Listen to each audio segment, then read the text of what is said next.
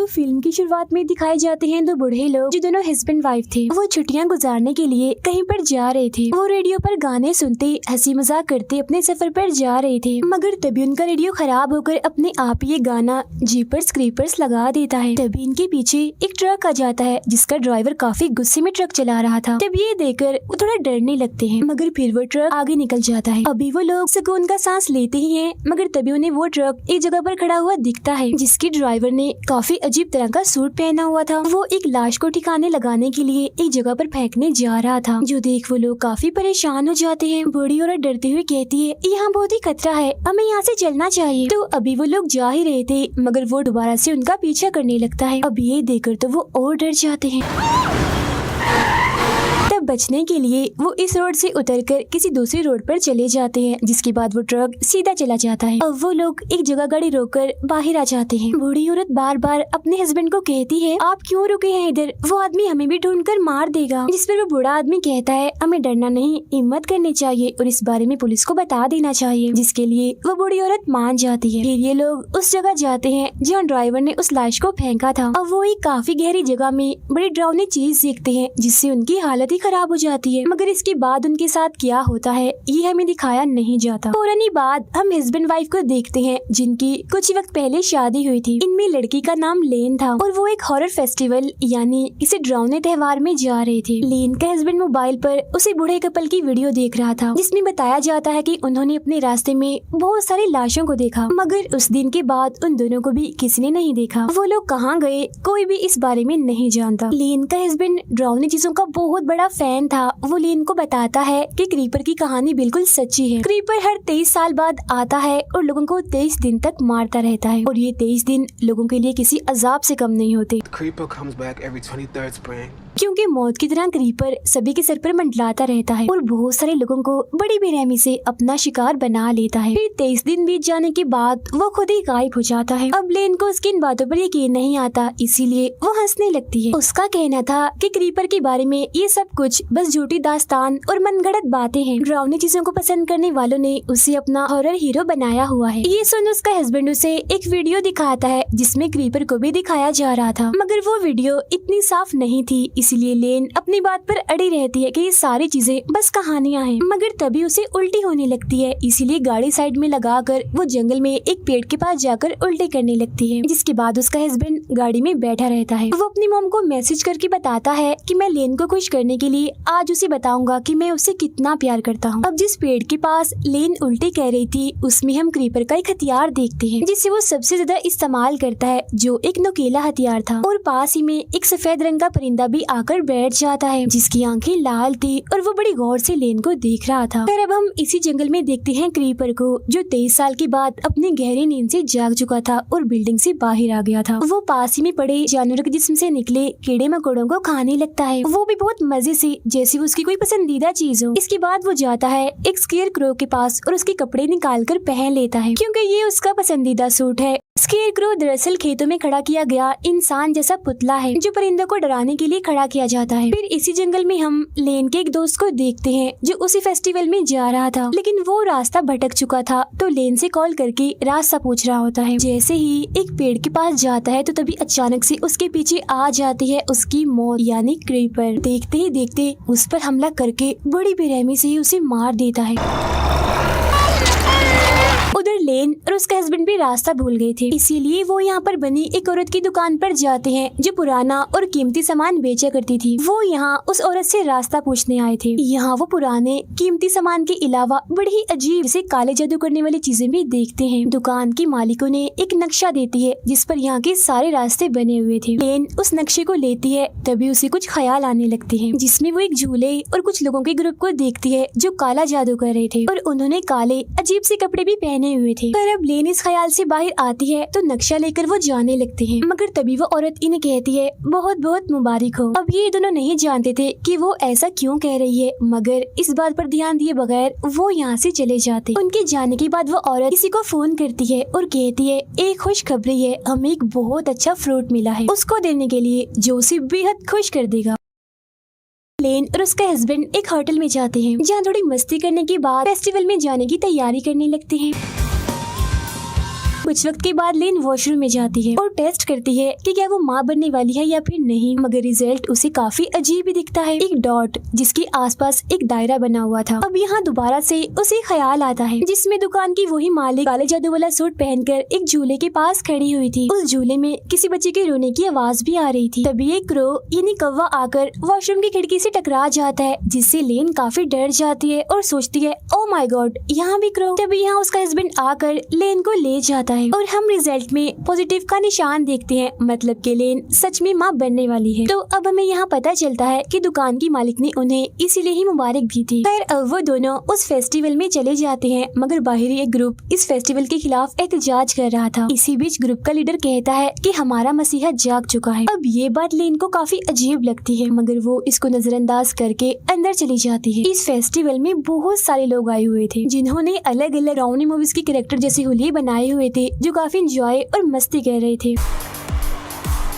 तभी इनके बीच एक लड़का आता है जो सबको ये दिखाने की कोशिश करता है कि मुझे तीर से किसी ने मारा है, मगर असल में वो सबके साथ मजाक कर रहा था। लेकिन जैसे ही वो जंगल में जाता है तो उसका मजाक सच बन जाता है, क्योंकि तभी वहाँ पर आ जाता है क्रीपर और उस पर हमला करके उसे पेड़ की टहनी में घुसाकर मार देता है, क्योंकि क्रीपर अपने सारे हथियार अपने साथ लेकर शिकार पर निकला हुआ था और वो बहुत ही भयानक दिख रहा था। लेन और उसका हस्बैंड फेस्टिवल में मजे करते हुए इधर उधर घूम रहे थे, मगर तभी वो एक गेम खेलने जाते हैं जिसमें नुकीले हथियारों से निशाना लगाना होता है। पहले लेन का हस्बैंड इस गेम को खेलता है, मगर वो निशाना ठीक से नहीं लगा पाता। अब जब लेन की बारी आती है तो वो क्रीपर का हथियार चुनती है, जिससे उसके सारे निशाने बिल्कुल सही जाके लगते हैं।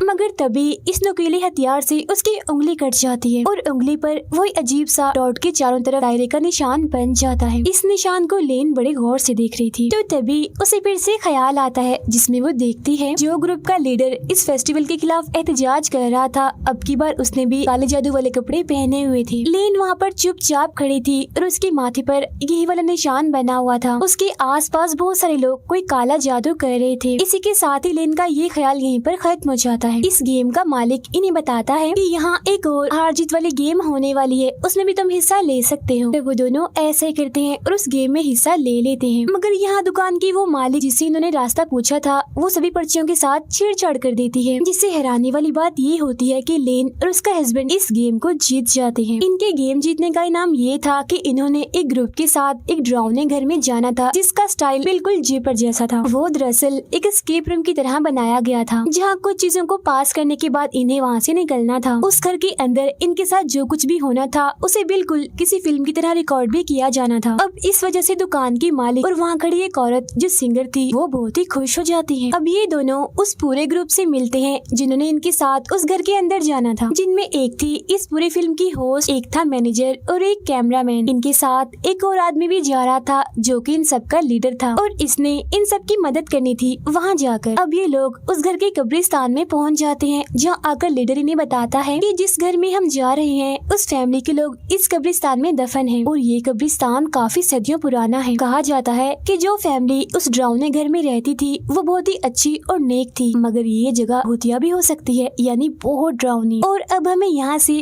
पैदल चलकर उस घर तक जाना होगा। इसी बीच हम क्रीपर को देखते हैं जो एक बिजली के टावर पर अपना ट्रक लाकर मारता है, जिससे वहाँ की आधी लाइट जाने की वजह से सभी के सिग्नल्स चले जाते हैं। तभी क्रीपर अपने ट्रक से निकलकर बाहर आता है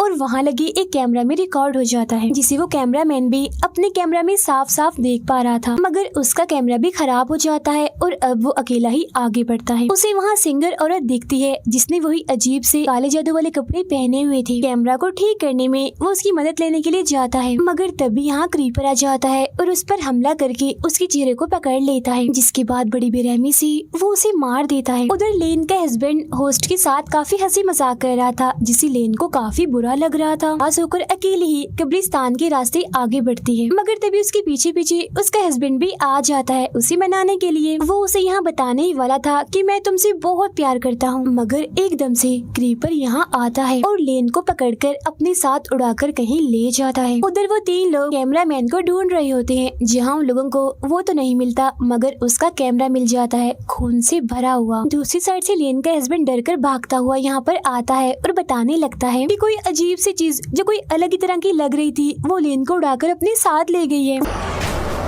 वो बहुत ही ज्यादा डरा हुआ था और पुलिस की मदद लेने के लिए यहाँ से भागने लगता है, मगर तभी वो एक चीज से टकरा जाता है जो एक लाश थी और ये उस कैमरामैन की ही थी। लाश की हालत बहुत ही बुरी थी, खून में लथपथ थी वो। तब ये देखकर वो लोग काफी डर जाते हैं और परेशान हो जाते हैं, ये सोचकर कि यहाँ जरूर कोई खतरनाक चीज है जो सब पर हमला कर रही है। इसीलिए वो भागकर उस घर में चले जाते हैं ताकि उनकी जान बच सके। मगर तभी दुकान की मालिक, सिंगर और एहतजाज वाला लीडर घर का दरवाजा बंद कर देते हैं और कहते हैं कि तुम लोगों को हमने क्रीपर के लिए ही छोड़ दिया है। तब यहाँ पर हम समझ पाते हैं कि ये सारे लोग जिन्होंने ये अजीब सा लिबास पहना हुआ है ये सब काला जादू करते हैं और ये क्रीपर को अपना गॉड समझते हैं और उसकी पूजा करते हैं। घर के अंदर आ जाने के बाद सब लोग अपने लीडर पर शक करने लगते हैं कि ये भी जरूर उन लोगों के साथ मिला हुआ है और इसी ने हमें यहाँ पर फंसाया है। जिस पर वो कहता है मुझे खुद नहीं पता कि सब कुछ क्या हो रहा है। इसके बाद हम देखते हैं लेन को, जिसे क्रीपर ने किसी जगह पर बांध कर रखा हुआ था। वो उसके पेट पर एक चाकू से कट का निशान लगा देता है। उधर वो लोग डरते हुए इधर उधर जा रहे थे। जिसके बाद वो उस कमरे में जाते हैं जहाँ लेन के उस दोस्त की लाश लटकी हुई थी जो जंगल में अपना रास्ता भटक गया था। इसके फौरन बाद यहाँ पर आ जाता है क्रीपर, जिसे देखकर तो उनकी हालत ही खराब हो जाती है। अब हॉरर चीजों को पसंद करने वाले जो क्रीपर को अपना हीरो समझते थे, आज उनकी बात सच हो गई, मतलब कि सच में क्रीपर पाया जाता है। उसके बारे में जो बातें हैं वो मनगढ़ंत नहीं है। यहाँ हम उसका हुलिया साफ साफ देख पाते हैं जो बेहद भयानक था और उसका चेहरा बहुत ज्यादा डरावना था। लीडर जिसके हाथ में गन थी वो क्रीपर पर गोली चलाता है जो क्रीपर के हाथ पर लगती है, जिस वजह से वो रुक जाता है। तो मौका देकर वो लोग यहाँ से भागने लगते हैं। अब क्रीपर लेन की दोस्त की लाश पर से उसका हाथ उखेड़कर अपने हाथ पर लगा लेता है, जिससे वो बिल्कुल ठीक हो जाता है। तो अब हम यहाँ ये समझ पाते हैं कि क्रीपर सभी की लाशों को इस्तेमाल करता है और उनके जिस्म के हिस्सों से ही जुड़कर वो बनता है और अगर जख्मी हो तो उनके जिस्म का कोई भी हिस्सा इस्तेमाल करके बिल्कुल ठीक हो जाता है। लेन खुद को किसी तरह छुड़वा लेती है और वहाँ से भागकर इन लोगों के पास आ जाती है। वो लोग एक कमरे में जाते हैं जहाँ पर फोन था। मैनेजर का पैर वहाँ बिछाए एक जाल पर लग जाता है, जिससे उसका पैर जख्मी हो जाता है। लेन का हस्बैंड पुलिस को कॉल करके यहाँ की सूरत हाल के बारे में बताने लगता है, मगर तब तक यहाँ क्रीपर आ जाता है। वो इन पर हमला करने लगता है, जिससे बचकर वो लोग यहाँ से भागकर दूसरे कमरे में आ जाते हैं। होस्ट कहती है वो हमारे पीछे पड़ गया है, हम बचेंगे कैसे? जिस पर लेन का हस्बैंड कहता है क्रीपर इमोर्टल है, वो कभी नहीं मर सकता। बचने के दो ही रास्ते हैं, या तो वो खुद हमारा पीछा छोड़ दे या फिर हम लोग 23 दिन के इस खतरनाक और परेशान कुन टाइम को गुजार लें और बच जाएं। तभी क्रीपर यहाँ भी आ जाता है। वो लोग उसे भगाने की कोशिश करते हैं, मगर वो होस्ट पर हमला कर देता है। वो उस पर अपने हथियार से हमला करके उसका सर ही काट देता है, जिससे उसका बहुत सा खून बह जाता है और बड़ी बेरहमी से उसकी मौत हो जाती है। फिर वो उसे उठाकर अपने साथ ले जाता है और उसका दिमाग निकाल कर खाने लगता है। उधर वो लोग एक ऐसे कमरे में जाते हैं जहाँ बहुत सा काले जादू का सामान पड़ा हुआ था। ये वही जगह थी जहाँ क्रीपर को गॉड समझने वाले लोग उसकी पूजा करते थे। तभी लेन को एक ख्याल आता है, जिसमें वो देखती है कि काला जादू करने वाले लोग उसके आसपास हैं, जिसके जिस्म पर खून डालकर उसका पेट काटकर इस वक्त भी जादू ही कर रहे हैं। फिर तभी क्रीपर उसके पास आता है, जिससे वो समझ जाती है कि क्रीपर मुझसे क्या चाहता है, यानी मेरा बच्चा। फिर वो ये बात अपने हस्बैंड को भी बता देती है कि हमारा बच्चा होने वाला है और वो बच्चा क्रीपर लेना चाहता है ताकि वो उसे कुर्बान करके उसकी जिंदगी खुद ले ले। अब इसी कमरे के बिल्कुल नीचे उन्हें एक खुफिया कमरा मिलता है, जिसके अंदर बहुत सारी लाशें थी। तब वो लोग यहाँ सारी बात समझ जाते हैं कि इस जगह पर लोगों का एक ग्रुप है जो क्रीपर की पूजा करते हैं और उसके लिए बहुत सारे लोगों को फंसा कर वो यहाँ लाते हैं, जिसके बाद क्रीपर उन्हें खाकर ताकतवर और खतरनाक रहता है और ये चीज काफी सदियों से चलती आ रही थी। तभी लेन बताती है कि क्रीपर को मारा जा सकता है क्योंकि उसका जिस्म कमजोर और मुर्दा बढ़ता जा रहा है। तब यहाँ हमें ये भी समझ आती है कि क्रीपर को लेन का बच्चा चाहिए खुद को ठीक करने के लिए, क्योंकि वो उस बच्चे को अपने लिए कुर्बान करके उसकी जिंदगी खुद लेना चाहता है, जिसके बाद वो बिल्कुल ऐसा हो जाएगा जिसे वो अभी अभी पैदा हुआ है, इन्हीं पहले की तरह खतरनाक और ताकतवर। इसी वजह से ही इस फिल्म का नाम जीपर्स क्रीपर्स रिबॉर्न पड़ा है। और वो लोग उस कमरे से बाहर आते हैं ताकि यहाँ से निकलने का रास्ता ढूंढ सके, लेकिन तभी यहाँ पर क्रीपर आ जाता है। वो मैनेजर के पेट में अपना चाकू जैसा हथियार मारता है, जिससे उसकी बड़ी बेरहमी से ही मौत हो जाती है। इनका लीडर क्रीपर पर एक चाकू से हमला करता है है और वहाँ से भागने लगता है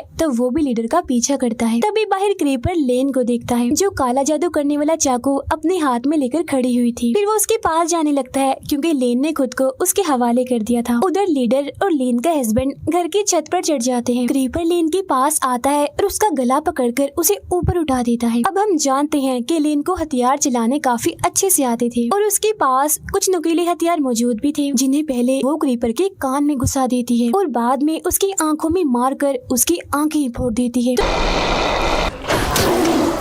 इससे यहाँ क्रीपर अंधा हो जाता है। ऊपर से वो दोनों एक काफी बड़ा रॉड नीचे फेंक देते हैं जहाँ वो खड़ा था। वो रॉड क्रीपर के मुंह के आर पार हो जाता है जिससे वो वहीं अधमरा हो जाता है। तभी यहाँ बहुत सारे क्रोज यानी कौवे आ जाते हैं और बुरी तरह से चिल्लाने लगते हैं। जिस हड़बड़ी में लीडर नीचे गिर जाता है और उसकी मौत हो जाती है। लेन का हस्बैंड नीचे उतर कर आता है और उसे संभालता है। फिर बहुत सारे परिंदे आकर क्रीपर को उठा लेते हैं और उसे अपने साथ कहीं ले जाते हैं। इतने ही देर में पुलिस भी वहाँ पर आ जाती है और दोनों को बचाकर गाड़ी में बिठाती है। मगर तभी हम लेन की आंखों को अचानक से काला होता हुआ देखते हैं। अब आपको याद ही होगा कि क्रीपर ने उसके पेट पर जादू वाले एक चाकू से कट का निशान लगाया था। फिर अपने जिस्म के एक हिस्से को लेन के पेट में डाल दिया ताकि वो उसके बच्चे को निगल जाए और उसने ऐसा कर भी लिया था। इसका रिजल्ट हमें दिखाया भी जाता है जहाँ बहुत सारे क्रोस और परिंदे क्रीपर्स के आसपास होते हैं। फिर उसका जिस्म किसी कवर की तरह बनकर फट जाता है और अंदर से निकलता है क्रीपर रिबॉर्न होकर यानी दोबारा पैदा होकर, जो बिल्कुल जवान नया दिख रहा था। इसका मतलब ये है कि लेन पर उसने जो काला जादू किया था वो पूरा हो गया था जिसने उसने